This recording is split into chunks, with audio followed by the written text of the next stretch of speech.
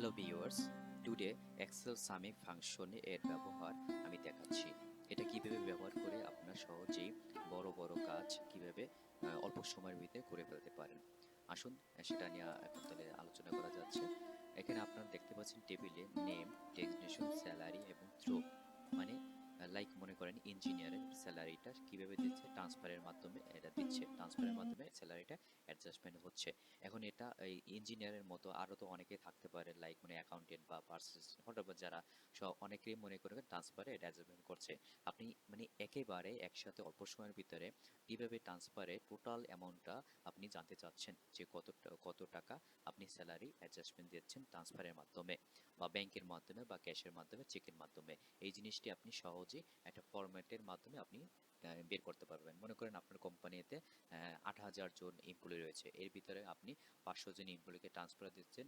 আপনার হচ্ছে ৮,০০০-এর ভিতরে ৭,০০০ এমপ্লয়িকে আপনি ব্যাংকে দিচ্ছেন, ক্যাশে দিচ্ছেন আবার কিছু, ঠিক আছে? এগুলো আলাদা আলাদাভাবে আপনি কিভাবে বের করবেন ইজিলি সেটা আমি দেখাবো। এবং এই থ্রুতে আপনি আরও বিভিন্ন রকমের যারা সেলসে কাজ করে, সেলসের আপনার ডিস্ট্রিবিউশনের বিষয় আছে, সেগুলোর ক্ষেত্রে কত পেমেন্ট হচ্ছে, এবং সবভাবে এই ফরম্যাটটা আপনি ইজিলিভাবে ব্যবহার করতে পারবেন। তাহলে দেখেন, আমি প্রথমেই দেখাচ্ছি স্যালারি অ্যাডজাস্টমেন্ট ইন ট্রান্সফারে। প্রথমে যেটা আমরা বের করব, সাম লিখব, তারপরে সাম ইফস। সাম ইফস লেখার সঙ্গে দেখেন সাম ইফস আছে নিচে যেটা আছে, এটা আমরা ক্লিক করব। দেন হচ্ছে আমার হচ্ছে কি সাম ডেন্স কি হবে, স্যালারি। আমি এটা সম্পূর্ণ আমি সিলেক্ট করব পুরো রোটা, ঠিক আছে? পুরো রোটা সিলেক্ট করার পরে হচ্ছে আমি ফার্স্টলি কমা দেব।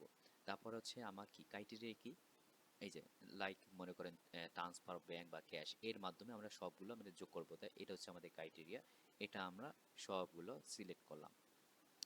দেন হচ্ছে আমরা কি কি করব, আমরা কি চাচ্ছি প্রথমে ট্রান্সফারের মাধ্যমে। সো আমরা এখন ট্রান্সফার এখানে ক্লিক করব। ক্লিক করার পরে আমরা হচ্ছে ফার্স্ট ব্র্যাকেট দিয়ে আমরা এটা শেষ করব, তারপর এন্টার ক্লিক করব।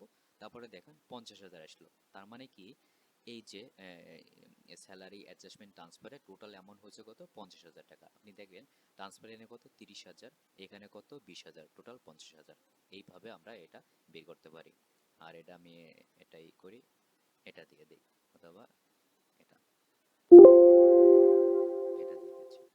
আচ্ছা যাই হোক, এখন আমরা যেটা বের করব স্যালারি অ্যাডজাস্টমেন্ট ইন ব্যাংক, এটা আমি কিভাবে বের করি, ঠিক আছে? আরেকটা জিনিস এখানে আপনার শিখে রাখি, এখানে আমি কি দিছি, F29, এটা হচ্ছে কি ট্রান্সফারটা বের করছে। এখানে আমি F29 এটা না লিখেও আমি কিন্তু এভাবে করতে পারি, কমা দিলাম, তারপরে এটা দিয়ে আমি ট্রান্সফার যেভাবে লেখা আছে এভাবে ট্রান্সফার দিলাম। পরে হচ্ছে আবার এটা দিয়ে সুইচটা দিয়ে আবার ৫০,০০০ই রয়েছে। ওকে, সো এখন দেখেন আমি হচ্ছে ব্যাংকেটা বের করব। আবার সেম সাম ইফস এখানে ক্লিক করে ইজিলি ভাবে হয়ে যাচ্ছে। তারপর হচ্ছে আমাদের সাম রেঞ্জ হচ্ছে এইটা, দেন হচ্ছে কমা দিলাম, কমা দেওয়ার পরে ক্রাইটেরিয়া হচ্ছে এইটা, তারপরে কমা দিলাম। তারপর আমরা কি চাচ্ছি, মনে করেন ব্যাংকে, এখানে ক্লিক করতে পারি, অথবা আমরা কমা দিয়ে আমরা কি করতে পারি, ব্যাংক লিখেও সেটা দিতে পারি, ঠিক আছে? মনে করেন কমা দিলাম, ব্যাংক লিখলাম, আমরা শুধু ব্যাংকেটা বের করব। তারপর ফার্স্ট ব্র্যাকেট দিয়ে শেষ করে দিলাম। আর ব্যাংকেটা কত হচ্ছে, ১,১২,০০০ টাকা।